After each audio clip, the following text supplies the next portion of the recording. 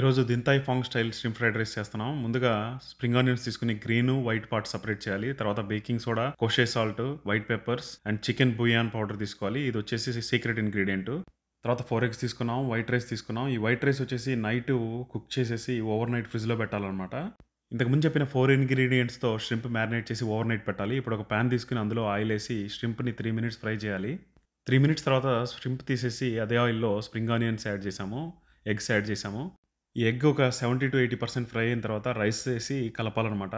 ఈ rice egg బాగా mix అయ్యేటట్టు ఇలా మిక్స్ చేసిన తర్వాత మనం చెప్పిన 4 ingredients మళ్ళీ ఇందులో యాడ్ చేసేసి మళ్ళీ ఒకసారి కలిపితే మన ఫ్రైడ్ రైస్ రెడీ అయిపోతుంది.